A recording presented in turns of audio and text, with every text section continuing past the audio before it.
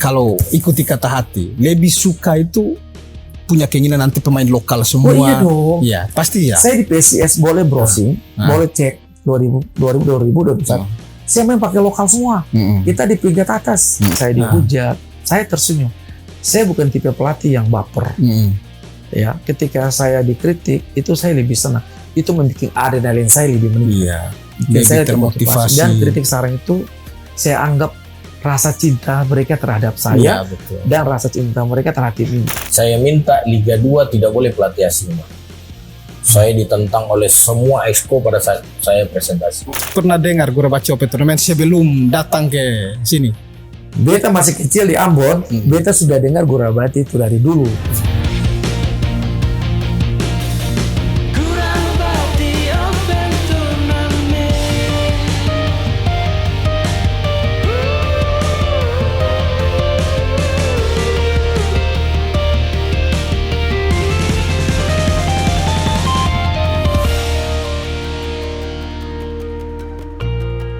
Pecinta sepak bola dimanapun Anda berada, khususnya pecinta Gurabaca Open Tournament.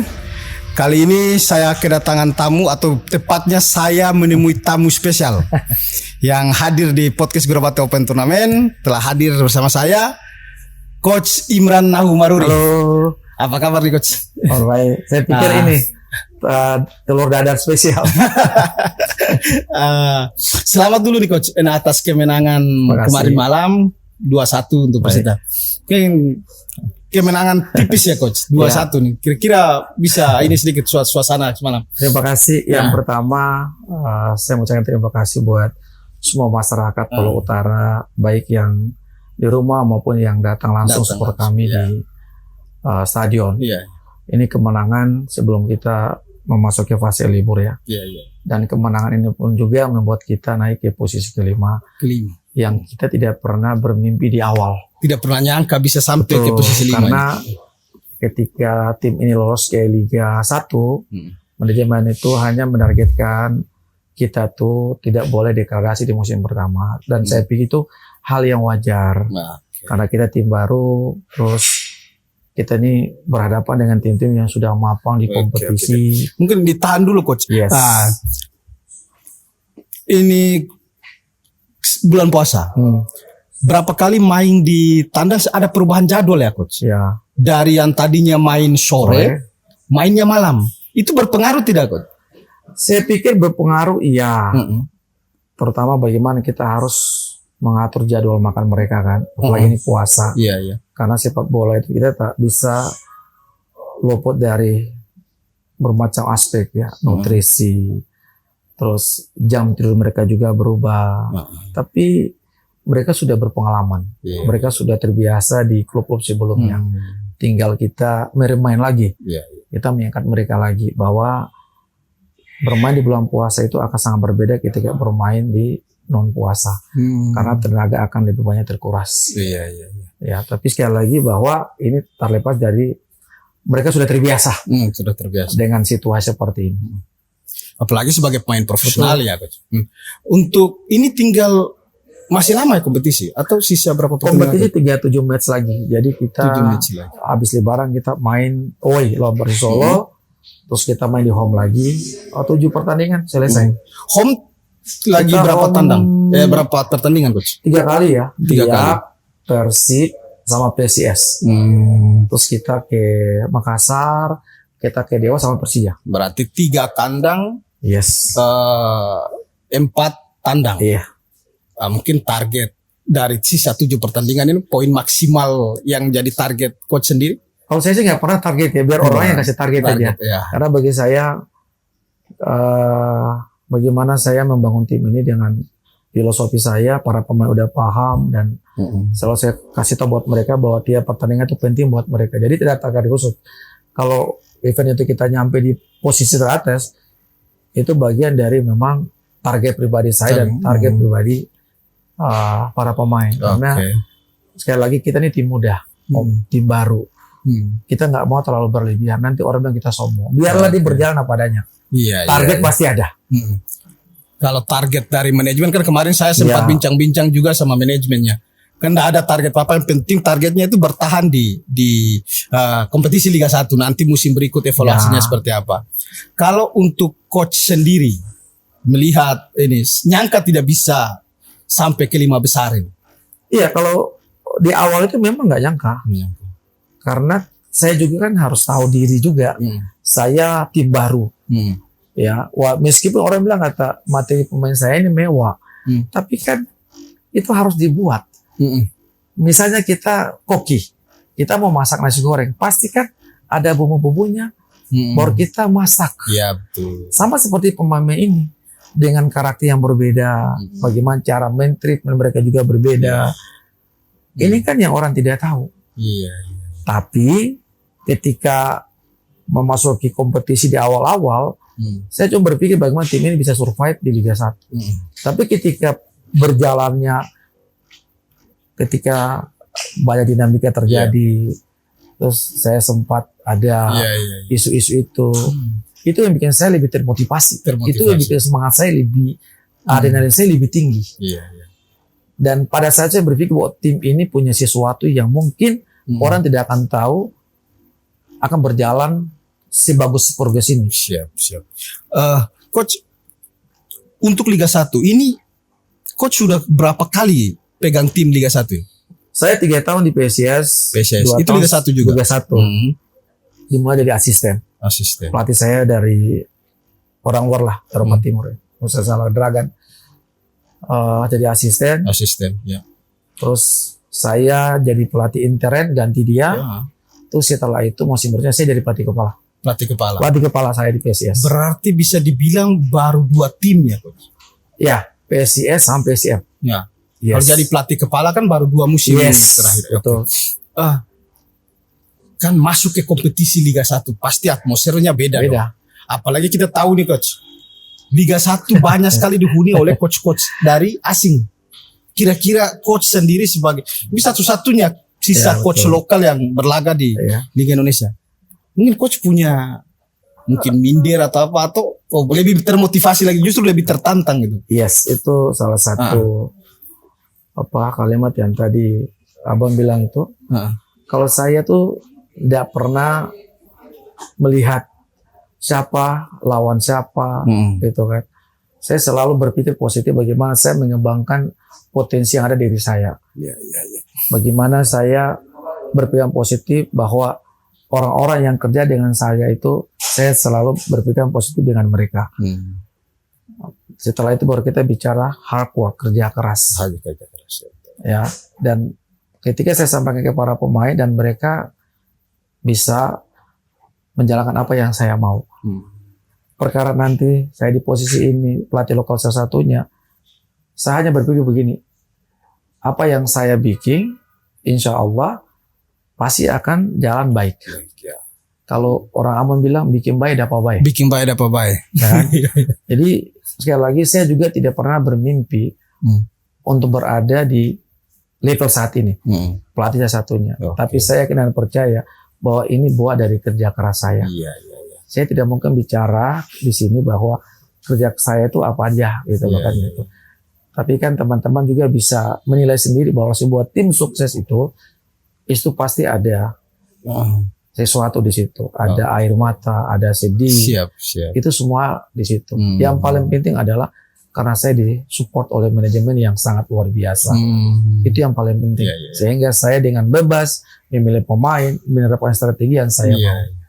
Berarti luar biasa. Ya, dan satu lagi ketika saya berada di sini adalah bagaimana saya harus memberikan bukti bahwa tidak semua pelatih lokal itu buruk. Kalau dikasih kesempatan. Bukan saya bilang saya bisa. Artinya saya bisa, kenapa mereka nggak bisa? Ini kan faktor kesempatan saja. Jadi balik lagi ke filosofi klub itu tersendiri. Gitu. Tapi ingat bahwa membangun sebuah tim itu kita butuh proses panjang, nggak bisa instan. Kira-kira seperti itu. Luar biasa. Ini semoga ini didengar oleh pecinta sepak bola Maluku Utara, khususnya pecinta Malut United ini. Betul. Saya ingin ke belakang sedikit ini, Coach. Malut United di awal-awal. Ya. Dan coach kan dari PSIS Semarang, klub yang punya nama juga. Betul. Sudah lalang buana di persepak bolaan. Tiba-tiba Malut United datang. Mungkin bisa cerita sedikit tentang bagaimana hubungannya dengan Malut United, ketemunya bagaimana? Mungkin bisa diceritakan. Mungkin doa saya di awal sebelum pembentukan Malut ini dijabah oleh Allah. Kenapa? Ada satu cerita yang menarik. Jadi pada saat itu Piala Suratin itu kan sudah lama dia tenggelam. Jadi PSSI pada saat itu dia mau bangkitkan lagi dengan cara mensosialisasikan ke daerah-daerah. Bagaimana Suratin itu harus dibangkitkan lagi. Dibagilah menjadi beberapa wilayah. Wilayah timur, wilayah barat. Nah, wilayah timur itu saya menjadi duta Suratin. Duta Suratin. Ya, dan kota pertama yang saya tuju adalah Ternate. Karena Ternate itu kan Persiter salah satu tim yang pernah menjuarai Suratin pada saat itu, sehingga saya dengan rombongan PSSI datang ke Ternate membawa piala itu. Kita sampai tempat pawai, setelah itu baru nanti kita preskon di Stadion Kiraha. Nah, ada saya pertanyaan dari wartawan dan saya jawab begini. Suatu saat kalau Allah beri kehendak, saya punya lisensi tertinggi, maka cita-cita saya cuma satu. Balik entah itu di Maluku Utara atau ke Maluku. Membangkitkan sepak bola yang sudah lama tertidur. Luar biasa. Jadi ketika saya ditawarin oleh Malut United, saya berpikir bahwa memang doa saya dijabah. Jadi prosesnya itu cepat. Saya tidak kenal owner ini. Iya. Pada saat itu saya lagi ambil Pro license. Itu puncak tertinggi bagi seorang pelatih. Tiba-tiba saya ditelepon, Coach, kita mau bangun tim Maluku Utara United. Pada saya pikir, wah ini nggak mungkin nih. Kok iya ya? Nggak, kita mau akuisisi salah satu tim Jawa Timur. Oke, saya pikir udahlah ini mungkin asal ngomong aja. Oh, awalnya itu belum terlalu menganggap serius ya, Coach? Nggak serius, karena kan saya nggak kenal orangnya, pernah dengar, tapi kan, ini benar apa enggak? Atau saya nggak terlalu, udah nggak lah, ini nggak mungkin gitu kan. Nah, memang pada saat saya keluar dari PSM juga kan, saya nggak punya tim, karena saya fokus untuk Pro license gitu.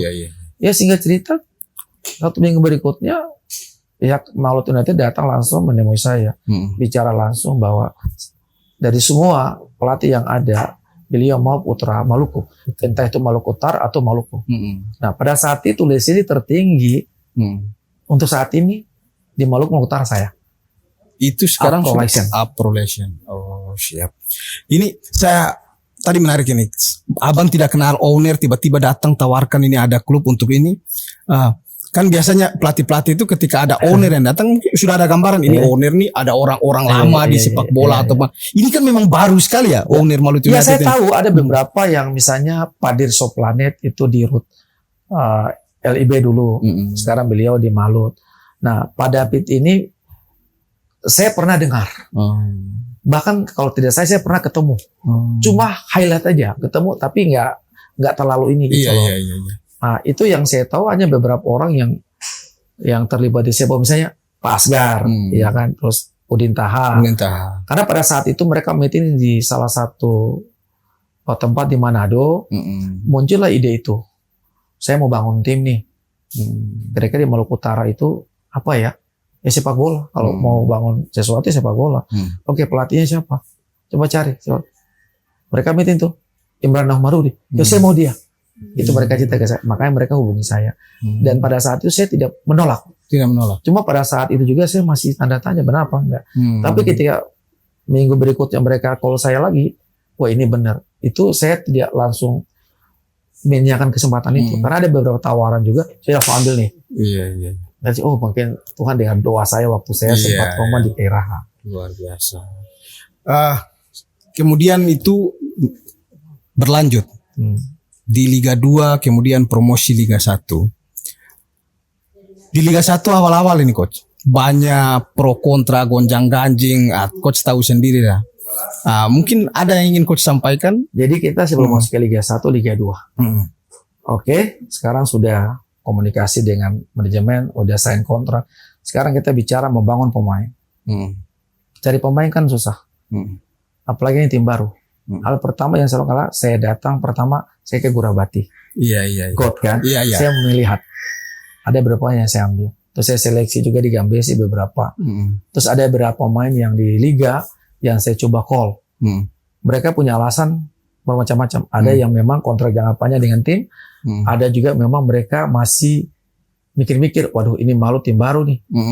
Ya kan? Ini perjalanan ke depan, dia collab lagi, kita nggak dibayar gaji. Dan saya pikir sah-sah saja. Itu wajar pemain ya. Itu Berpikir yang kayak gitu. paling sulit bagi saya. Jadi kalau teman-teman di luar sana berpikir bahwa saya nggak ambil pemain lokal, saya ambil pemain luar lokal. Saya ambil banyak pemain luar lokal karena memang nggak ada pilihan. Iya. Satu-satunya pemain lokal yang mau pada saat itu ada Livar Lastori. Karena saya bawa dia ke PSIM, terus saya coba tarik dia masih sama. Saya coba bujuk dia, ayo Lastos, percaya sama coach. Tim ini kita akan bikin jadi besar gitu loh segala macam. Dia mau. Baru beberapa pemain. Ilham ini baru belakangan. Red belakangan. Akhirnya saya coba untuk mendatangin pemain luar yang sudah pernah bekerjasama dengan saya di PCS sama PCM. Kenapa alasannya? Kita nggak main di home. Kita main di waktu away. itu masih kandangnya masih di. Jadi saya cari pemain yang sudah paham taktikal saya, pemain-pemain yang sudah pengalaman. Karena kita tidak main di home. Dan itu sangat membantu. Dan alhamdulillah pada saat itu bos sempat bilang, coach saya mau tim ini musim pertama Liga 1. Saya bilang, bos, tim-tim yang lain itu Persela Lamongan mereka sudah lama di Liga 2. Banyak. Tuh bos tiba-tiba menargetkan saya harus bawa tim lolos ke Liga 1. Jadi sempat. Tapi itu tantangan yang saya ambil. Ya pasti seorang pelatih itu dengan waktu yang pendek, dengan materi pemain yang seperti itu, terus kita nggak main di home, kita main di luar, itu kan pasti gambling. Iya. Tapi dari situ saya bilang, oke bos saya yakin, saya percaya dan yakin, Bismillah. Dan alhamdulillah kita bisa lolos. Dan satu-satunya tim Liga 2 yang awal pertama dia main Liga 2, dia promosi ke Liga 1 hanya Malut United. Itu sejarah. Ya betul. Koreksi kalau saya salah. Iya betul. Sejarah. Itu luar biasa itu. Ya. Karena sementara di Liga 2 itu kan ada beberapa tim yang dengan skuad yang bisa dibilang mumpuni. Betul. Malut United dengan skuad yang mungkin di kancah sepak bola Indonesia belum terlalu terkenal. Tapi bisa itu. Ya, itu karena bagaimana sinergi antara pelatih dengan manajemen. Manajemen itu memberikan apa yang saya mau. Saya cuma bilang, Pak, kalau kita mau lolos cuma harus ini. Dan mereka sangat support. Itu yang bikin kita bisa sukses. Salah satunya adalah support dari manajemen, dari Pak Kenneth, Pak David, dan orang-orang yang selama ini membantu saya dengan staf. Baru kita masuk ke Liga 1. Ya, luar biasa. Luar biasa, Coach. Ini tadi sudah disinggung tadi soal gonjang ganjing di sini kan soal lokal ini. Kebetulan ini Gurabati Open Turnamen mau dihelat ini yang ke-27. Ini sudah masuk ke 27 kali penyelenggaraan. Tapi Bang, saya belum masuk ke situ kan ada pertanyaan apa yang saya belum jawab. Oh iya. Terkait gonjang ganjing yang Imran Out macam. Saya pikir itu hal yang wajar dalam sepak bola. Ya. Liga 2, Liga 1 akan berbeda.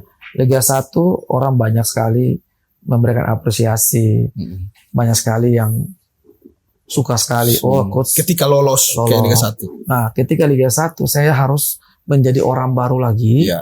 Bagaimana membuat mereka tertarik dengan saya dengan cara prestasi.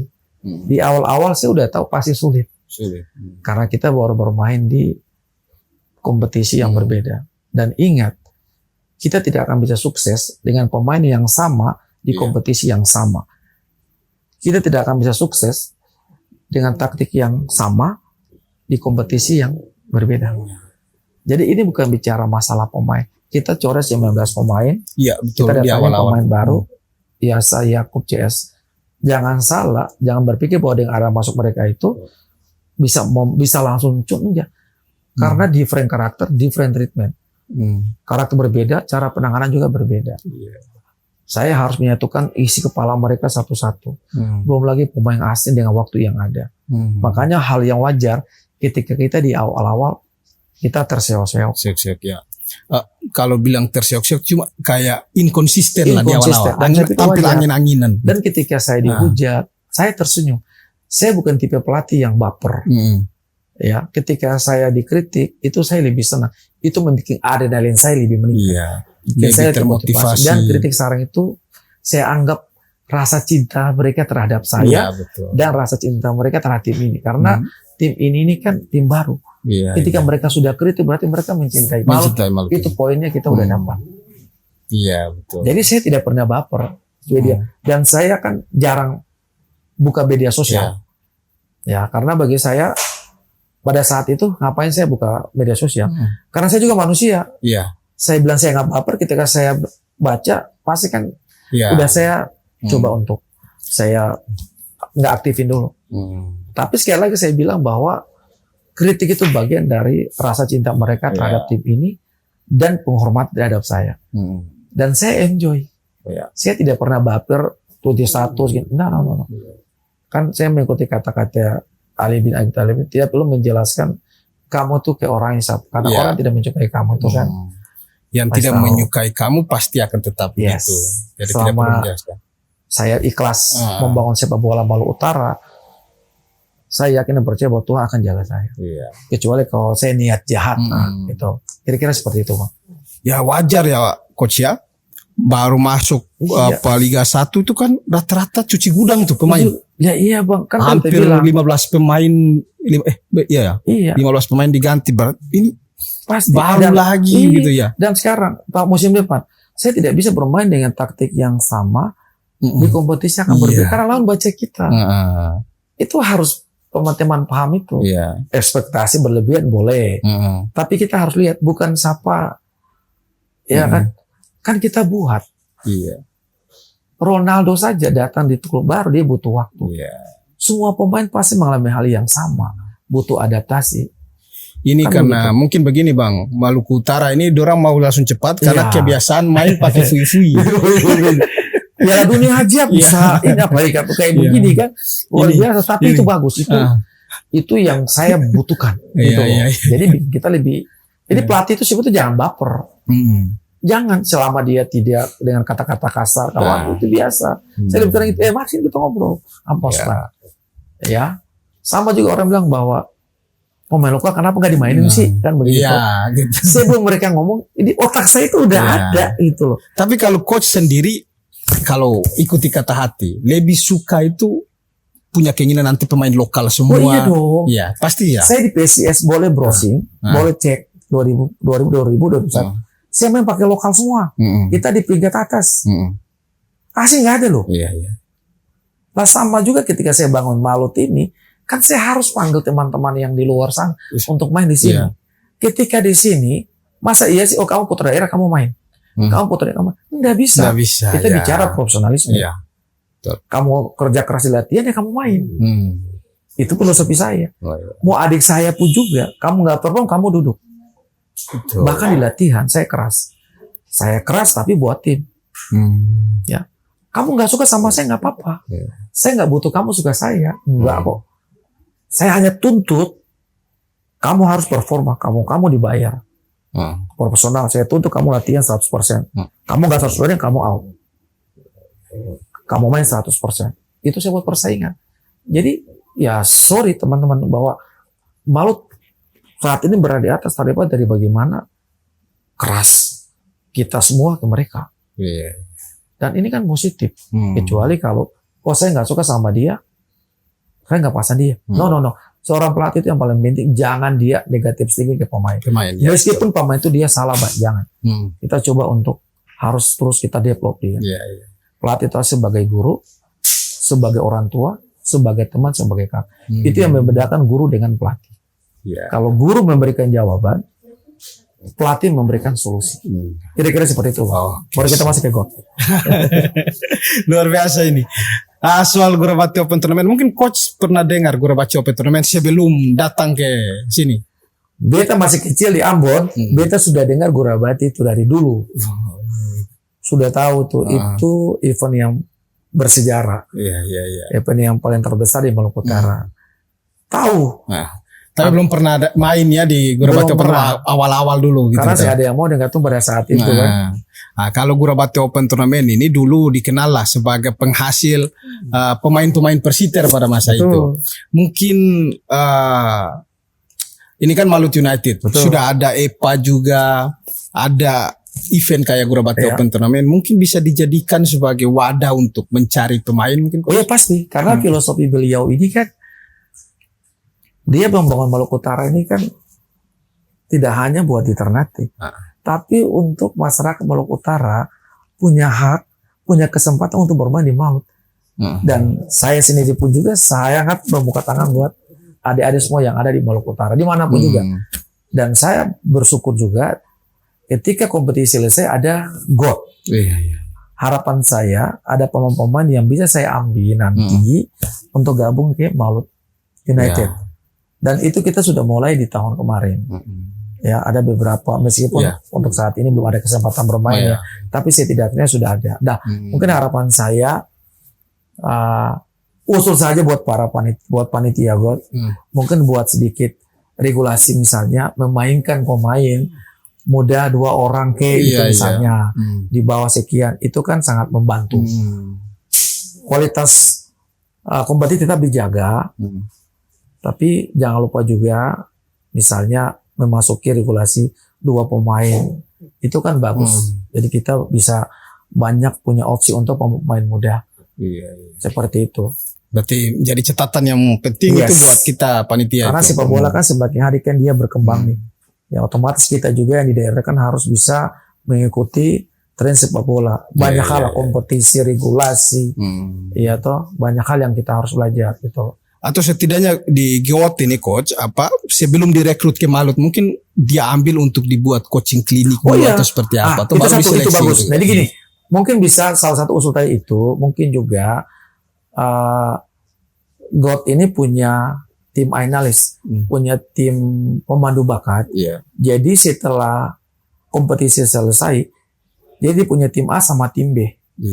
Tim terbaik lah, best of the best, dia kumpul terus dia bikin All Star. Ya, disitulah kombinasi pemain muda, pemain senior. Ya, let's see misalnya 10 pemain senior, 10 pemain muda, 10 pemain muda. Jadi terakhir itu ada opening ceremony itu mungkin atau tidak juga opening ceremony, ada All Star-nya. Nah, dari situ mungkin kita bisa kasih kunci limit sekaligus seleksi di situ. Iya, luar biasa. Kira-kira berarti menarik itu. Berarti ini jadi catatan nanti di GOT kali ini mungkin kita akan buat di akhir kayak seperti best 11-nya atau bisa juga misalnya final itu dia sore. Kita juga kan bisa ngasih coaching klinik buat adik-adik yang ada di Tidore sekitarnya paginya. Kan begitu toh. Baru besoknya tuh All Star dia main. Ya, jadi mau saya ini GOAT ini kan luar biasa nih. Ini event terbesar di Maluku Utara dan teman-teman harus di luar sana tahu bahwa kompetisi itu sangat membantu pemain untuk berkembang. Pemain berkembang di mana? Di kompetisi. Dan GOAT ini kita harus terima kasih sekali nih. Tapi ya itu masukan saya mungkin itu aja. Yang tadi yang di awal saya sampaikan, yang kedua mungkin akan dibuat All Star atau sebelum itu kita buat coaching clean buat adik-adik yang ada di sana. Saya Kusiete akan sangat terhormat dan akan membantu kalau jika dipanggil di sana untuk coaching klinik, nggak ada masalah. Karena ini bagian dari program Padapit. Coach jangan hanya Malut, harus coach bagi ilmu semua segala macam. Itu kembali lagi ke komitmen Padapit. Bahwa sepak bola ini harus bisa dirasakan oleh semua masyarakat Maluku Utara. Pokoknya saya sampaikan bahwa teman-teman di luar sana, pemain di sana, kalian punya hak dan kesempatan untuk bermain di Malut. Tadi malam itu kalau saya tidak salah itu ada sekitar berapa ribu anak-anak disuruh nonton gratis. Dan saya sampaikan kalian berhak untuk main di Malut. Saya juga berharap bahwa 1 tahun 2 tahun depan Malut ini dihuni oleh semua pemain lokal. Ya, amin luar biasa ini. Ini cita-cita dan impian yang harus kita dukung. Harus kita mulai. Iya. Kalau kita tidak mulai tidak bisa. Tidak bisa. Kan bangga ketika Malut itu dengan segala macam potensi yang ada di Maluku Utara, yang main itu semua putra daerah, terutama pemain asing. Let's see kita lihat Persipura bisa masa tuan tak bisa. Tidak bisa. Kau tahu berapa generasi sih yang sumbang pemain ke tim nasional? Iya betul. Nah ini Malut ini sebagai wadah buat orang. Dan ketua akan terbuka buat siapa saja. Iya. Silakan. Satu nih untuk yang kurang di pemain lokal nih coach. Oke, latihan bagus, fisik bagus, tapi pola hidup. Gaya hidup. Coach pendapat tidak? Betul. Dan Begadang apa? rata-rata potong Maluku Utara. Iya. Ya, makanya saya bilang bahwa kamu orang sebenarnya hidup di zaman yang paling enak. Hidup di zaman media sosial, hidup di zaman yang gajinya luar biasa, wow. Orang tahun 2021 gaji masih kecil, tapi gotong kerja luar biasa. Harusnya dengan situasi seperti ini, kamu jaga performa.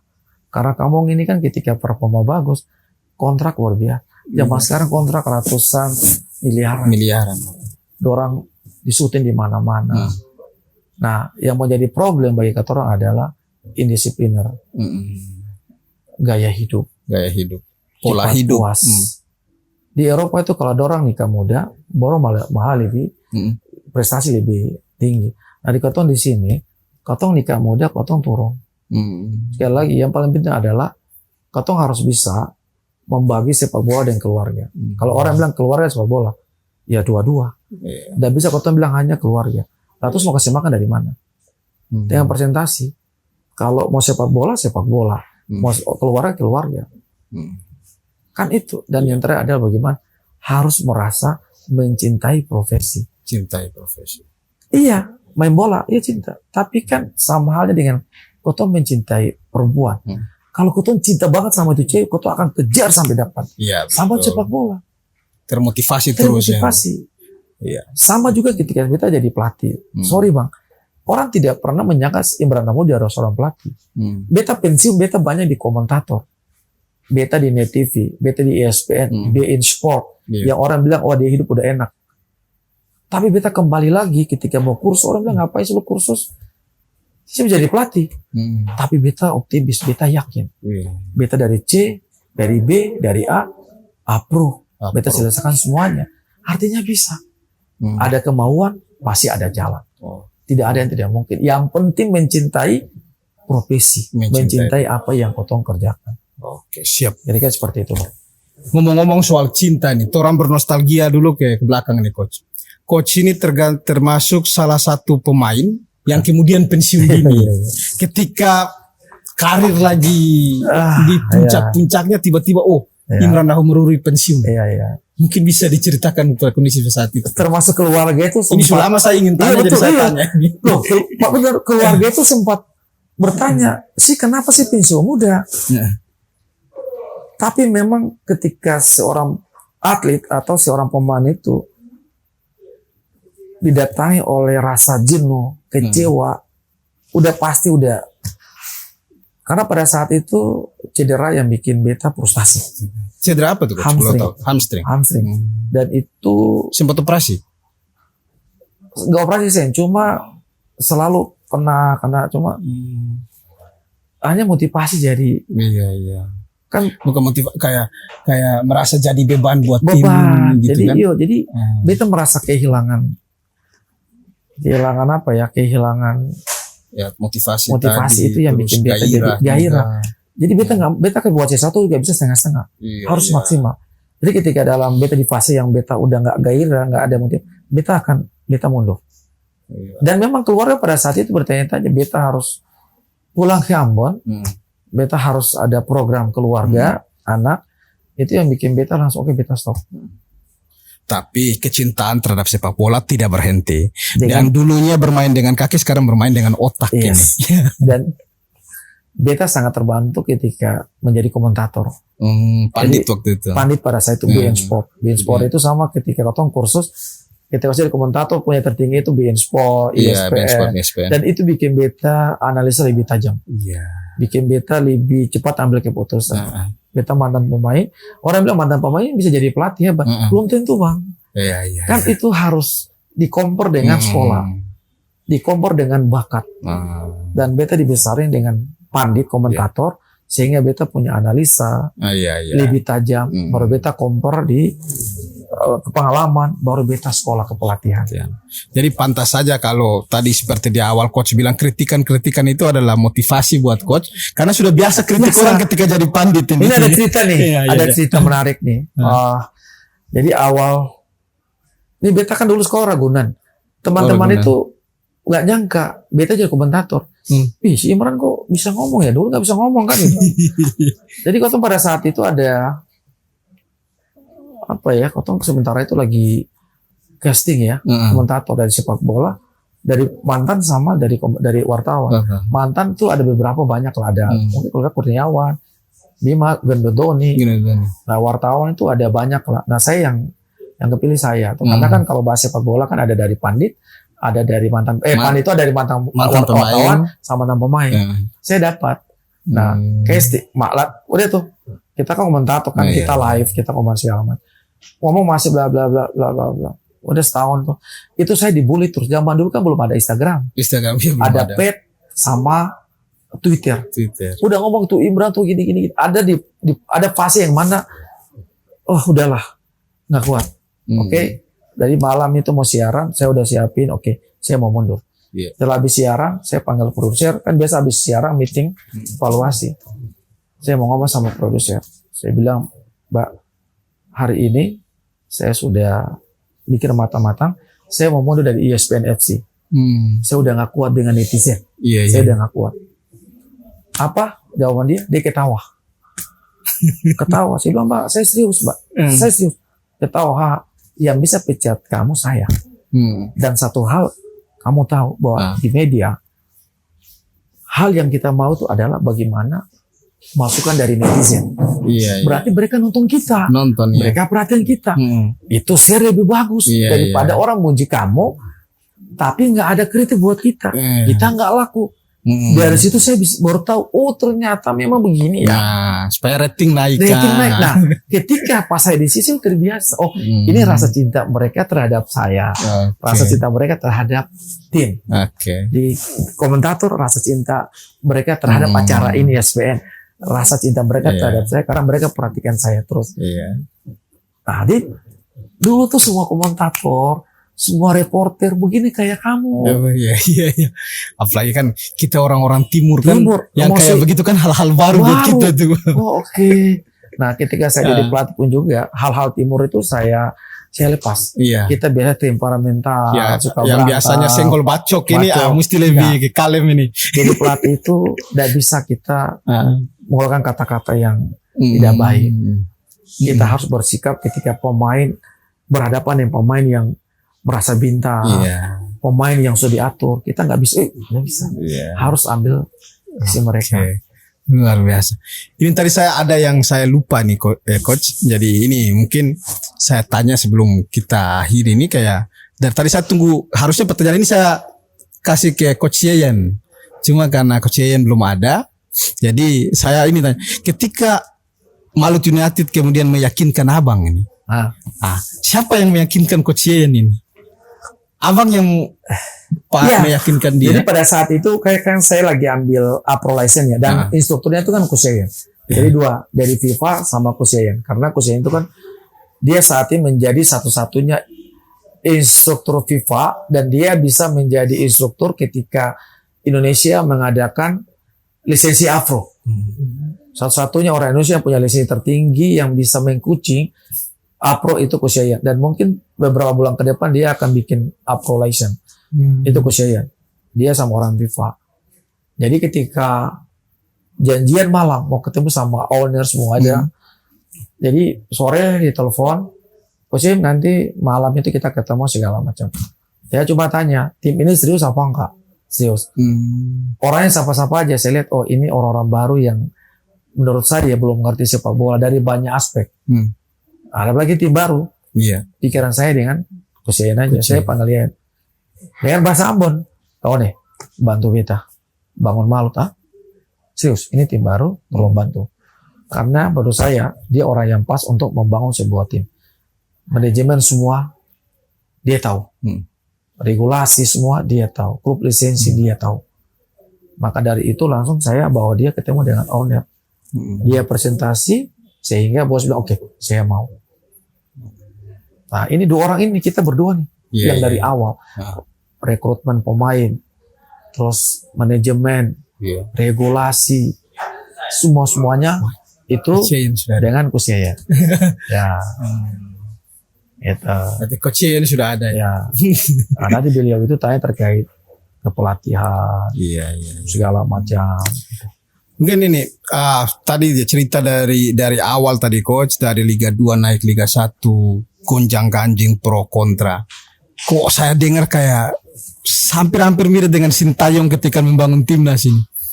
Naturalisasi, maunya lokal itu pro kontra. Mungkin abang bisa kasih pendapat sedikit soal timnas kita ini. Kalau menurut kita tuh hal yang wajar ketika netizen berpikir seperti itu. Iya. Karena ekspektasi mereka terhadap tim itu kan sangat besar. Dan naturalisasi itu menurut saya itu hal-hal yang wajar. Iya. Sekarang ini kan udah deh, kita udah nggak usah ngomong naturalisasi lagi deh. Ketika mereka memutuskan untuk berbaju tim nasional, itu kita harus memberikan apresiasi buat mereka. Kan tidak mungkin mereka datang jauh-jauh hanya sekedar bermain.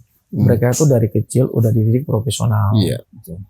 Jadi kita harus bersyukur. Udah deh, kita stop bicara naturalisasi segala macam. Kalau saya orangnya selama itu efeknya bagus buat tim nasional, kenapa tidak? Kita support.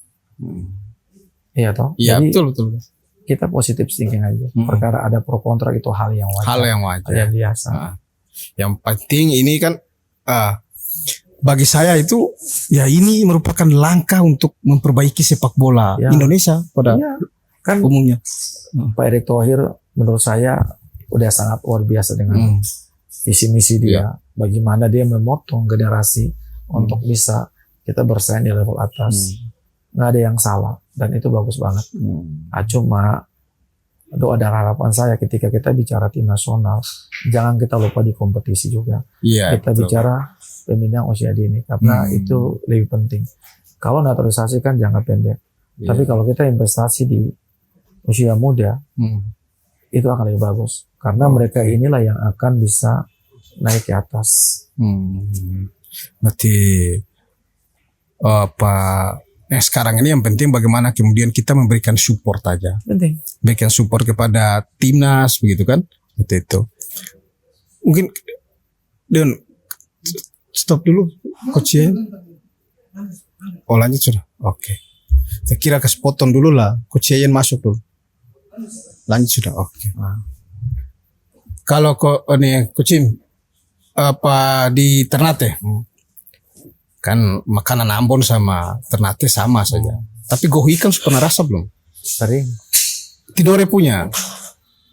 Makanya sebenarnya podcast ini bagus kalau nggak tidore. Ke Tidore. Supaya makan gohu Tidore punya. Tapi ini kan bisa kalau reschedule tuh. Iya luar biasa.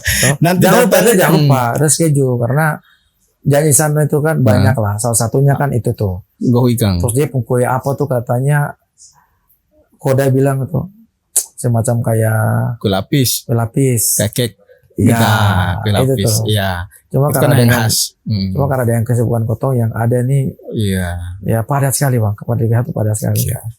Ya mudah-mudahan nanti ada kesempatan lagi, atau kita main-main ke sini. Yang penting sudah tahu tuh, coach tidak alergi kalau tidak alergi kacang, tidak alergi itu kan? Yang paling bagus makan langsung di sana. Makan langsung di sana. Masa Kotong di Ternate itu saya Kotong mesti jalan ke sana. Betul, luar biasa. Ini coach, apa dukungan manajemen itu yang orang lihat sangat luar biasa nih. Manajemen sendiri itu campur tidak soal urusan pemilihan pemain dan lain sebagainya. Saya bilang tuh kan, justru mereka nggak intervensi sehingga saya dengan mudah menerapkan filosofi saya, menerapkan taktik yang saya mau. Support dari mereka dengan segala macam aspek pemilihan pemain, terus banyak hal lah yang bikin saya bisa ada di sini gitu loh. Oke. Baik, sudah hadir juga ini bersama saya Coach Yayan. Ini mentor saya. Jadi saya berada di fase ini terlepas dari beliau. Soalnya kan ketika kita butuh orang untuk bisa memberikan input ke kita itu, dan orang banyak kan nggak tahu di luar sana. Tapi teman-teman dekat saya mereka tahu ada Imran Hamarudi, ada Yentung. Iya, itu enak. Kira-kira seperti itu. Luar biasa. Ini tadi saya sempat tanya ke coach ini, Coach Im, Coach Yen, soal ketika manajemen Maluku United pertama kali ketemu sama coach untuk meyakinkan untuk lihat ini. Ini bagaimana dengan pengalamannya Coach Yen? Ketika Coach Im menghubungi Coach Yen untuk ini, saya bilang tuh, Maluku United. bantu saya dulu ya. Mungkin Coach Yen bisa ini. Saya langsung saja. Iya, ini cerita besar di awal pembentukan Maluku United, di mana pada saat itu saya sebenarnya sedang melaksanakan kursus, kebetulan saya sebagai salah satu instruktur pro license, dan salah satu pesertanya adalah Coach Im. Ya. Pada saat proses pro license berjalan, Coach Im di sesi istirahat panggil saya, dia bilang, "Terus nanti ikut saya ya, bantu." Saya bantu apa? Ya, ini ada tim dari Maluku Utara yang kita develop. Saya sedikit bertanya, tim apa kan? Selama ini Maluku Utara yang saya tahu hanya Persiter, kemudian Maluku atau Ambon, nggak ada tim PSA aja dulu kan. Saya bilang, ini serius? Iya, nanti malam kita ketemu ya. Saya bilang, saya iya aja. Tapi pada saat Coach Im bicara itu, saya sudah siapkan apa yang dibutuhkan, dan pasti ada konsep bagaimana membangun tim profesional. Kemudian saya lengkap dengan struktur dan seterusnya. Ini sebelum ketemu manajemen, masih bahas sama Coach Im ini? Belum. Coach Im bilang, saya nanti siapkan aja materi yang apa yang mau dipresentasikan, nanti saya minta saya presentasi. Sudah seperti itu saja, sesimpel itu. Nah, selesai kita kursus, malamnya Coach Im bilang, ayo kita berangkat. Saya bilang, oke, saya bawa laptop. Ketemu sama manajemen. Iya, ketemu sama manajemen. Terus konsep yang ditawarkan, kemudian respon manajemen saat itu, kemudian meyakinkan Coach Yen untuk mau sama-sama dengan Coach Im ke Maluku United. Pertanyaan pertama saya ke manajemen, ini tim apa? Karena kan saya nggak tahu, selama kebetulan saya masih ada di PSSI dan tahu persis, karena semua proses verifikasi pelatih Liga 1, 2, dan 3 itu melalui saya di kepelatihan PSSI. Saya saat itu menjabat kepala kepelatihan PSSI Pusat. Nah, saya tidak mendengar ada tim yang dari Maluku Utara. Atau pasalnya pada saat malam saya ketemu owner, pertanyaan pertama saya ada, ini tim apa? Nah, beliau menjelaskan bahwa kita beli klub dari Sidoarjo. Oke, tim Liga 2. Kita beli 100%, tapi kita akan rubah nama. Tim Maluku Utara. Waktu itu belum tahu namanya Malut, logo apa segala belum ada. Itu masih gambaran kasar saja. Oke. Kemudian Coach Im lah yang bicara lebih awal dengan beliau. Setelah Coach Im bicara, Coach Im lempar ke saya, Pak, saya bawa orang yang sudah pernah mengelola tim profesional, dan nanti saya minta dibantu oleh beliau, karena saya hanya tahu soal teknis, tapi secara non teknis bagaimana tim itu berada, beliau lebih tahu. Dia Coach Im menunjuk saya, maka waktu itu manajemen minta, oke, Coach, kira-kira apa yang bisa dikasih gambaran. Nah, saya baru mulai sampaikan bahwa saya pernah mengelola tim Liga 1 waktu itu Bayangkara FC yang awal-awal. Ya, itu pun juga mulai dari nol, di mana tidak ada sama sekali orang, dari manajemen juga nol. Saya bangun dari awal, mulai dari membentuk struktur, kemudian merekrut pelatih, kemudian merekrut pemain. Nah, pada kesempatan ini agak berbeda karena Coach Im sudah ada, sehingga lebih memudahkan saya. Memang pada saat itu Coach Yeyen lagi tidak ada klub atau belum? Tidak. Saya tidak ada klub karena saya jadi kalau di di kuliah itu namanya dosen. Saya lagi dari dosennya pelatih nih. Saya lagi mengajar. Iya. Lagi mengajar dan memang saya hanya sejak 2020 saya sudah keluar dari Bayangkara dan 2020 juga April saya sudah masuk di PSSI. Berarti kalau bisa dibilang Coach Ian adalah dosennya pelatih, berarti siswanya atau mahasiswanya Coach Im. Yes. Gitu. Gitu. Salah satunya Coach Im. Berarti kan banyak ini. Ketika mahasiswa coba meyakinkan seorang dosen ikut sama saya ada proyek seperti ini. Kenapa bisa langsung percaya dan mau ikut sama Coach Im? Pertemanan saya dengan Coach Im jauh sebelumnya. Iya. Jadi sebelum ada tawaran ini saya sudah membantu Coach Im dari belakang layar ketika Coach Im ke PSIS Semarang dan di PSIM. Jadi sebelum Coach Im masuk, jadi orang pertama yang nawarin saya jadi pelatih beliau. Gitu. Pertama jadi pelatih SSB Asiop. Saya nggak mau.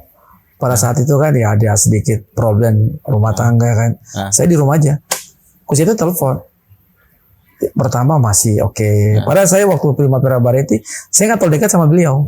Nggak dekat. Telepon sekali, 2 kali, 3. Oh berarti orang ini serius nih. Coba dulu lah. Nanti kalau udah nggak mau jadi pelatih ya nggak apa-apa. Tapi coba dulu. Saya coba tuh pertama jadi pelatih Asiop beliau. Oh, gitu. Memang apa sih yang Coach Im lihat dari Coach Im ini? Pertama, Coach Im adalah mantan pemain. Mantan pemain. Mantan pemain itu akan lebih cepat mentransfer knowledge kepada pemain karena secara keilmuan mereka tidak diajarkan, dia sudah natural, pernah ada di dalam lapangan, sehingga apa yang dibutuhkan oleh pemain di dalam lapangan, para pemain itu lebih cepat mentransfer knowledge-nya. Mungkin yang perlu ditambahkan adalah keilmuan lain, teorinya, keilmuan lain soal physical fitness yang dibutuhkan, prakteknya, psikologi terhadap pemain, kelompok umur, remaja, senior. Tapi secara garis besar, kelulusan dari seorang pelatih itu 60% soal praktek. Nah kalau pemain bola nggak perlu diajarin soal praktek. Iya betul. Berarti lebih mudah. Jadi kalau bicara Asiop, pada saat itu saya pulang dari Uruguay membawa tim Uruguay. Saya 3 tahun di Uruguay. Saya kembali ke Jakarta untuk diminta bantu. Kebetulan pemilik Asiop itu saudaranya adalah duta besar Indonesia di Argentina. Nah pada saat itu saya membawa anak-anak di Uruguay, Bu Kartini namanya. Dia minta bantu nanti kalau pulang ke Indonesia bantu SSB saudara saya. Setelah saya pulang dibawa ke sana, saya cari tahu kenapa, ada masalah apa. Jadi baru ditinggal oleh pelatih kepala dan semua pelatihnya hilang. Oh gitu. Nah saya membangun dari nol juga. Bangun ulang lagi dari nol. Beberapa teman-teman yang saya lihat waktu itu adalah Coach Im. Karena ada di Jakarta kan, di lingkungan Jakarta, SSB itu ada di Jakarta. Kemudian mantan pemain dan sekaligus sebagai ikon. Karena bagi anak-anak muda itu dia perlu contoh atau ikon. Saya mau jadi siapa? Iya. Nah, Coach Im adalah salah satu orang yang pernah main di Persija dan Persib dan tim nasional. 2 rival terbesar di Indonesia itu Coach Im pernah bela semua ya. Begitu juga ketika saya setelah dari Asiop kurang lebih 5 tahun, saya masuk ke Bayangkara. Direktur akademi pertama yang saya rekrut adalah Coach Im. Karena atas pengalaman saya dengan Coach Im di Asiop, saya butuh orang yang melanjutkan. Saya benahi seniornya, tapi saya perlu tim kelompok umurnya juga ada yang pegang. Maka salah satu orang yang saya ajak Coach Im. Dan ini ibarat gayung bersambut karena Coach Im juga mau dan saya salut dengan Coach Im mau belajar. Karena kadang-kadang ada juga teman atau mantan pemain yang ketika kita ajak dia hanya sekedar tapi tidak mau menambah keilmuan yang dia miliki. Bahkan kalau saya flashback ke belakang, Coach Im, saya sempat bilang Coach Im kalau ikut saya tidak dapat apapun dari saya rugi. Karena harus siap melakukan apapun, bahkan di keilmuan lain yang Coach Im tidak bisa. Saya pernah suruh Coach Im jadi Med Commissioner. Coach Im, ini pertandingan U19, Coach Im belajar. Beliau bilang, saya mau ngapain? Oke, Coach Im pernah lihat saya jadi matchcom di dalam lapangan, antar pemain ke dalam lapangan, kemudian duduk di pinggir dengan wasit cadangan. Dia lakukan. Sampai seperti itu. Dan pernah jadi matchcom. Luar biasa. Oke. Nah, sampai dari sekarang untuk Maluku United, mudah-mudahan tinggal sisa 7 pertandingan lagi, hasil terbaik bisa diraih. Coach sendiri sesuai ekspektasi tidak? Lihat Coach Im dengan Maluku United, dengan Coach Yayan juga ada di dalam, bisa sampai di tahap ini sebagai tim promosi yang kemudian bisa berbicara banyak di Liga 1 ini. Pada saat saya belum mendampingi Coach Im, hanya sebagai mentor berjauhan ketika di Semarang dan di PSIM, saya melihat potensi besar di Coach Im. Dan saya sangat berharap bahwa Coach Im ini suatu saat akan menjadi pelatih besar. Tetapi dalam proses itu saya tahu persis, karena Coach Im pasti butuh orang untuk berkomunikasi. Sama juga ketika saya meniti karir kepelatihan, saya punya satu orang mentor saya, itu pelatih saya dulu, Danur Windo, yang Coach Im juga adalah pelatihnya. Sekarang beliau sakit. Nah, generasi saya yang Primavera Bareti butuh orang lain setelah Om Danur ini. Nggak ada siapa ini. Om Janur yang Persik ya? Danur Windo pelatih timnas. Mantan pelatih Persija juga Pak. Persija juga iya. Mentor gitu. Nah, atas bimbingan beliau lah saya bisa seperti sekarang. Saya menjadi salah satu instruktur yang bisa sampai ke pro dari Indonesia, satu-satunya. Ya. Kemudian saya adalah instruktur AFC dan FIFA pertama Indonesia. Kemudian saya juga adalah direktur kepelatihan pertama yang orang Indonesia. Karena sebelum-sebelumnya kualifikasinya adalah pro dan rata-rata orang asing. Dan untuk menjadi kepala kepelatihan atau head coaching education PSSI itu banyak sekali kriteria yang dibutuhkan. Nah, saya belajar banyak di situ dan berorganisasi, maka banyak ilmu yang saya bisa dapatkan. Saya ikut beberapa kursus di luar negeri dan alhamdulillah saya bisa ada sekarang. Dan kebetulan salah satu moto kita adalah bagaimana memberdayakan pelatih lokal.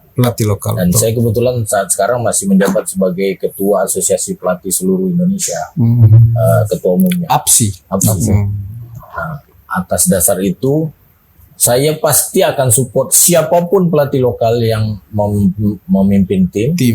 Kalau saya dibutuhkan. Karena itu bagian dari advokasi atau rumahnya APSI, di mana kita mau kasih lihat bahwa pelatih lokal juga bisa. Oke. Ini saya ke Coach Yayan dulu, karena Coach Im ya sama soalnya soalnya daging semua nih, kalau dia ngomong daging semua. Saya tertarik ini. Liga 1 saat ini Coach Yayan. Apa satu-satunya pelatih lokal mungkin Coach Im. Sisanya pelatih asing. Kira-kira Coach Yayan lihat ini dampaknya untuk perkembangan. Mungkin orang yang nanti sekolah pelatih bilang, orang ini sekolah pelatih atau ambil kursus pelatih ini ke sana cuma terakan ada ruang atau tempat untuk orang berkembang. Mungkin Coach Yayan lihat situasi di Liga 1. 2019 saya ditunjuk sebagai pelatih APSI. 2020 saya ketemu Ketua Umum PSSI Pak Edi Rahmayadi. Edi Rahmayadi. Setelah itu setelah Pak Edi, siapa Pak Budi atau siapa itu? Muhammad Iriawan, Pak Iwan Bule. Iwan Bule. Presentasi pertama saya adalah saya minta Liga 2 tidak boleh pelatih asing, Pak. Saya ditentang oleh semua exco pada saat saya presentasi. Apa dasarnya? Saya sudah siapkan materi untuk menyampaikan itu. Saya pakai metodologi analisa SWOT, strength, weakness, opportunity, dan threat.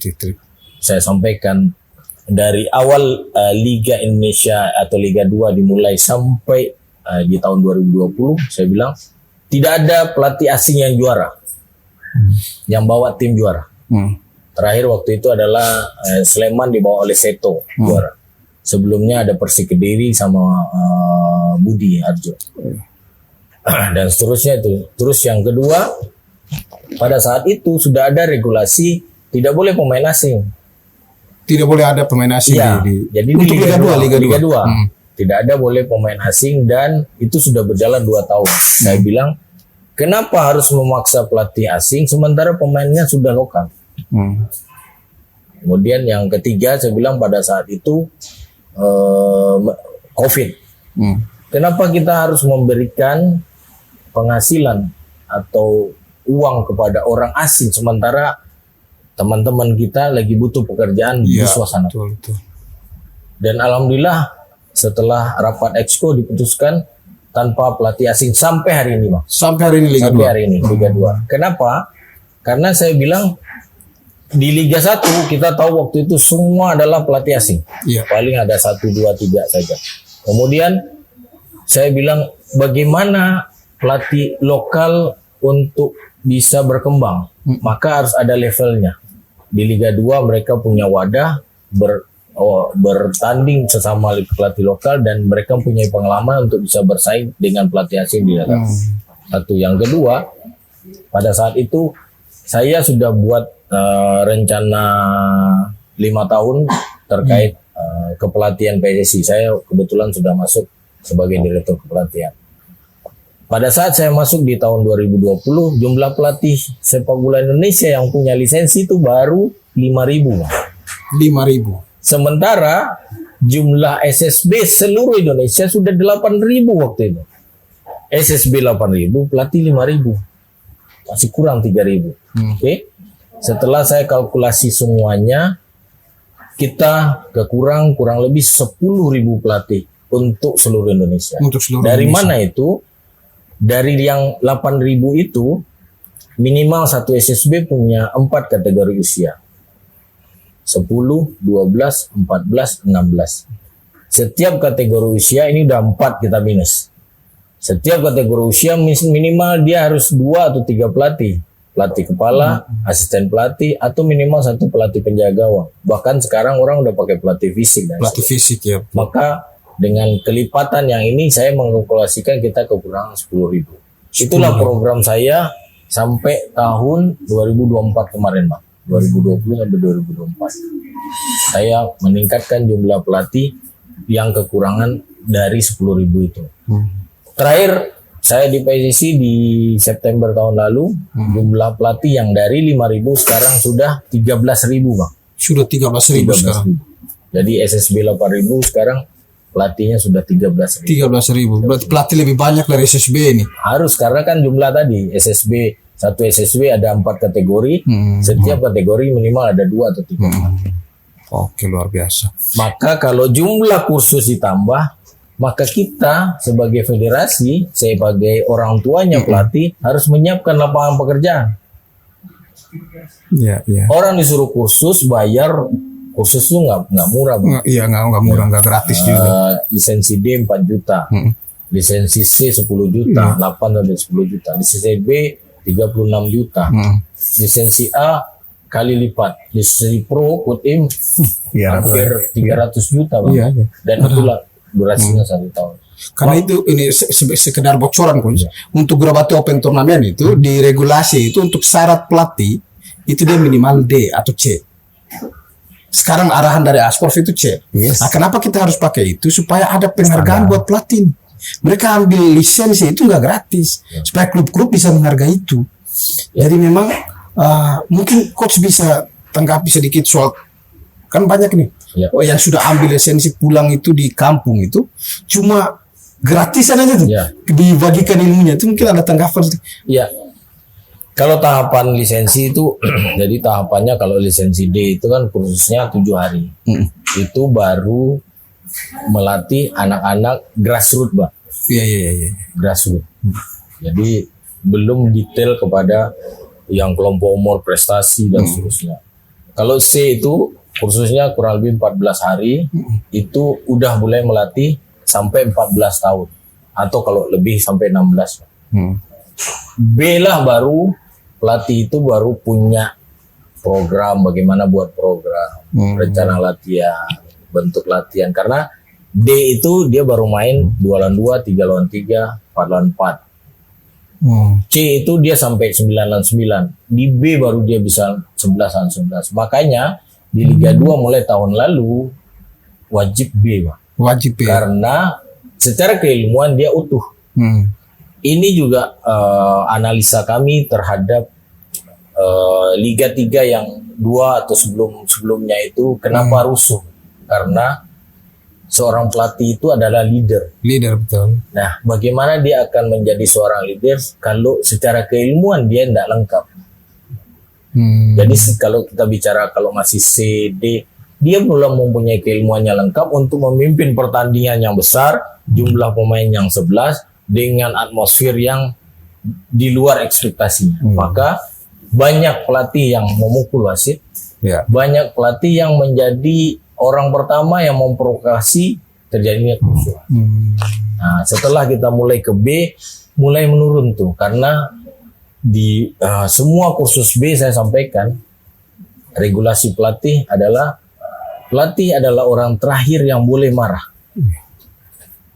Karena kenapa? Kalau pelatih marah, satu kampung nih marah, satu stadion. Tapi kalau ketika ada kejadian pelatih hanya duduk dan tenang, seperti yang dilakukan Coach Im sekarang, kalau abang boleh lihat semua tim Liga 1, hanya tim kita yang ketika tidak mendapatkan hasil yang tidak sesuai dengan kita keputusan wasit, kita kita hanya protes ke ini. Tapi abang lihat dengan pelatih asing, wah ribut apa dan segala macam, termasuk yang tadi malam kan provokasi. Itu sebenarnya tidak boleh. Itu yang kita harus robah sebagai seorang pendidik pelatih. Itu yang saya sampaikan kepada teman-teman instruktur yang akan melatih dan semua pelatih yang akan keluar mendapatkan sertifikat.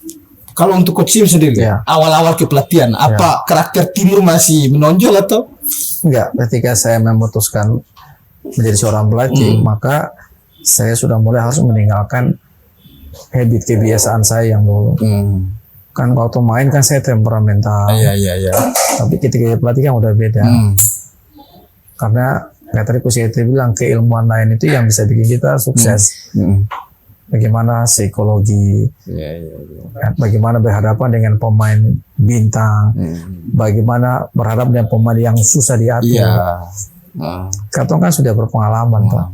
Berarti kategori lisensi itu dia berpengaruh terhadap apa karakter pelatih juga ya, Coach ya? Soal tadi C, D, B dan lain-lain. Kan di kepelatihan itu gini. Kursus itu kan hanya sertifikat, hanya kertas.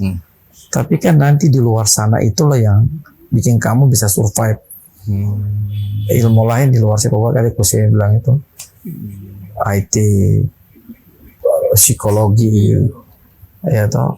Jadi kalau dulu tuh pemain harus dengar kita. Kok nggak mau? Sekarang udah nggak bisa. Sekarang kita harus ada feedback. Ya itulah pelatih. Jadi kalau pelatih nggak bisa adaptasi dengan seperti itu, maka dia akan hilang. Pemain ini kan kita sentuh mereka dengan kabar kamu bagaimana, keluarga kamu bagaimana, itu dia udah tersentuh. Tapi kalau kita langsung marah, jadi sekali lagi ketika saya mau jadi pelatih itu semua saya hilangkan. Jadi memang benar ya, itu saya lihat itu pemain kayak kalau di Eropa ya, Gattuso yang ketika main keras tapi ketika jadi pelatih kalem apa ya, itu berarti status itu sangat menentukan sekali. Boleh marah tapi ada momennya. Memang sekali-sekali pemain harus kita marah. Iya. Supaya iya. Tapi setelah itu kita diam. Kalau tahu diam juga nggak bagus juga. Tapi ini yang kebanyakan kan yang disorot kan di Indonesia ini kan pemain belum ada gerakan, pelatih sudah masuk pukul wasit, pukul gitu kan. Bahkan asisten saya itu kalau pas saya lagi teriak, saya tinggal balik begini. Kalau misalnya di ini Coach Yen, kalau misalnya kayak profesi lain ini kayak pengacara apa, ketika bikin sesuatu yang melanggar etika, berita acara sumpahnya dicabut dan lain sebagainya. Kalau pelatih misalnya kasus itu ada sanksi sampai pembekuan lisensi pelatihnya tidak? Di sepak bola semua asosiasi itu punya regulasi, tetapi yang bisa melarang, menghentikan seseorang itu di FIFA, AFC maupun di federasi, di PSSI, mereka punya badan namanya komisi disiplin. Jadi ada poin disiplin yang ketika individu itu melanggar sudah ada hukumannya. hukumannya. Jadi kita tidak boleh menghukum karena ini kalau menurut PSSI, FIFA dan AFC itu football family. Jadi orang-orang yang ada di lingkungan family ini kita itu sudah ada rules-nya. Nah, kadang-kadang PSSI atau FIFA atau AFC itu tidak bisa menghukum orang di luar sepak bola, keluarga sepak bola. Contohnya supporter. Kalau misalnya tim Malut yang dihukum, dia akan hukum supporternya dihukum, dia akan hukum ke tim Malut karena keluarganya saya ini. Iya. Keluarga ini tertibkan keluargamu. Iya. Begitu kira-kira. Dikasih hukuman main tanpa penonton seperti itu kan. Jadi sama kayak gelar pelatih itu kan sama dengan gelar dokter yang nggak boleh dipindahkan ke orang lain. Yang secara asosiasi kita misalnya kita tahan keabsahan sertifikatnya, tetapi kalau federasi mengizinkan dia menjadi pelatih kan kita nggak bisa ganggu juga. Atau misalnya Gurabatika mengesahkan pelatih, padahal pelatih itu kita sudah bench. Kan saya hanya sebatas keluarga saya yang bisa pandu. Keluarga orang lain kan saya nggak bisa pandu. Maka itulah yang dibuat secara global adalah membuatkan regulasi atau kode disiplin namanya yang membatasi semua individu sesuai dengan peraturan dari regulator.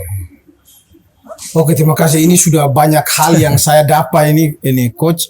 Mungkin ini bisa dibilang pertanyaan terakhir saya. Sisa 7 pertandingan. Dilihat dengan ini pengalaman pertama di Liga 1 tadi, Coach Im pernah singgung bahwa tim ini harus butuh proses, butuh ini. Kira-kira berdasarkan pengalaman Coach Im dan Coach Yeyen, Malut United bisa berbicara banyak itu berapa tahun lagi? Masih ada. Coach Yeyen dulu. Pengalaman bentuk tim dari nol. Pengalaman ini berdasarkan apa yang saya sudah kerjakan. Apalagi saya mau mulai di awal itu Bayangkara itu langsung ke Liga 1. Tahun pertama itu Bayangkara itu hanya ada di peringkat ke-12 dan 10. Tapi di tahun kedua alhamdulillah kita bisa berada di papan atas. Jadi itulah yang kita sebut proses. Tapi dengan beberapa persyaratan. Pertama, struktur yang ada itu tidak dirombak dan diperbaiki. Ada kekurangan karena ada klub licensing namanya, Pak, yang harus dipenuhi. Ada 5 aspek itu, aspek finance, infrastruktur, administrasi, supporting, sama legal. Itu yang harus dipenuhi oleh tim seperti Malut karena berada di level kompetisi profesional. 5 ini harus dipenuhi. Maka salah satunya dengan membangun fasilitas akademi dan seterusnya. Lapangan sudah, kemudian administrasi, orang-orang yang ada di dalam struktur itu harus sesuai dengan jabatannya. Kemudian infrastruktur lain, kemudian finance, tidak ada penunggakan gaji kontrak dari tahun sebelumnya. Terus legal terkait kontrak, pemain, pengurus, pelatih dan seterusnya, dan PT dari tim. Saya pikir ini sudah ada. Jadi 5 poin itu. Yang kedua, konsistensi. Tim itu tidak akan bisa ketika putaran pertama kita punya pemain 30 lah atau 35 lah. Kemudian tahun depan kita buang semua 35 lagi, maka kita akan memulai dari nol kembali. Maka harus ada lanjutan. Begitu juga dengan program dari pelatih. Itu akan ada lanjutan. Pemain mana yang menurut pelatih masih bisa lanjut, tidak, dan seterusnya. Kemudian yang ketiga adalah bagaimana target yang ditentukan oleh manajemen itu berkaitan dengan budget, Pak. Kalau tahun ini manajemen tahun ini kita yang penting survive di Liga 1. Oke, ini budgetnya. Tapi kalau tahun depan manajemen bilang kita mau ada di peringkat papan atas, maka konsekuensinya adalah budget. Ya kan? pelatih akan mengeluarkan nama-nama, misalnya grade A ini 1, 2, 3 sampai 5. Oke, kalau ini nggak bisa, cadangannya ini. Grade B-nya sekian, grade C sekian, pemain usia 22-nya sekian.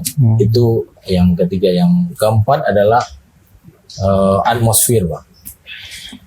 Kita alhamdulillah mendapatkan atmosfer yang sangat baik ketika kita kembali ke Ternate, karena ketika kita masih bermain di Jakarta, kita tidak punya pemain ke-12. Ya, supporter adalah bagian dari spirit yang dibutuhkan oleh sebuah tim untuk bisa berkembang. Ada tekanan, dan itulah sepak bola sebenarnya, di mana sepak bola itu merupakan hiburan, tetapi sepak bola itu juga merupakan core bisnis, dan sepak bola itu juga ada tuntutan di dalamnya. Nah, poin ini kalau bisa disinergikan, saya pikir akan lebih baik. Bisa disebutkan secara mungkin 2 atau 3 tahun, atau mungkin musim depan sudah bisa bicara banyak.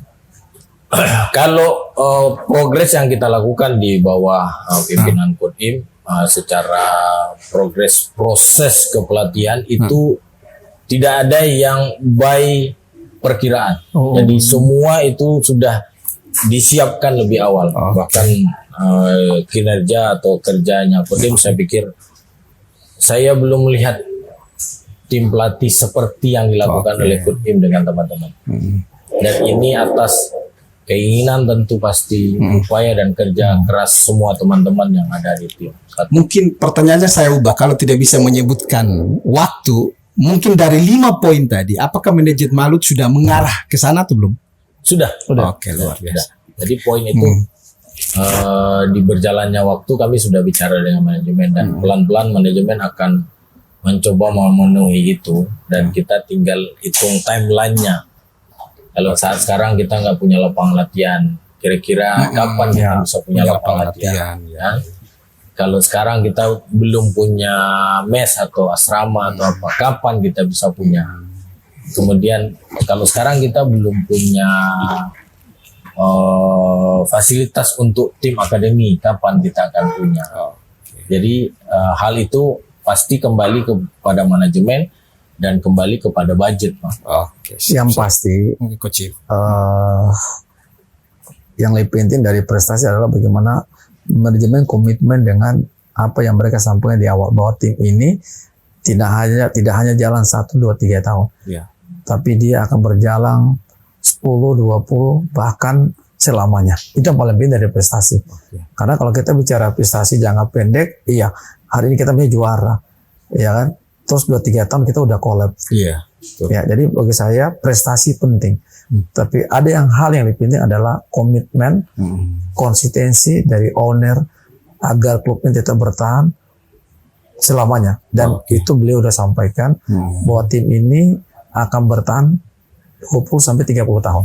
Itu poinnya. Mudah-mudahan bisa bertahan. Jangan kita berkaca dari tim-tim besar seperti Sriwijaya, seperti ini yang kemudian tiba-tiba muncul, kemudian tenggelam, hilang. Ya kan, seperti itu. Poinnya. Saya kira luar biasa sekali ini. Dan saya juga tadi di awal saya ingin mengucapkan terima kasih ini kepada Coach Yen, sudah meluangkan waktu ini yang cukup sibuk. Harusnya kita minta maaf ya Coach Yen, karena janji kita kan harus kayak Tidore. Jadi mohon maaf karena dengan segala situasi yang kami hadapi dengan jadwal yang begitu padat, sehingga membuat kita tidak bisa ke sana. Siap. Tapi nanti berbalas pantun ya, karena Pak RT masih utang. Nanti kalau Coach Yayan sama Coach Im ke sana, atau makan kelapa muda, banyak hal. Gohuikan itu masih kita akan simpan terus. Siap. Oke. Jadi luar biasa sekali lagi, terima kasih Coach Yayan, Coach Im sudah mau berbagi-bagi cerita di podcast Gurabate Open Turnamen ini. Sekali lagi terima kasih. Toma. Sukses buat Gurabate Open Turnamen.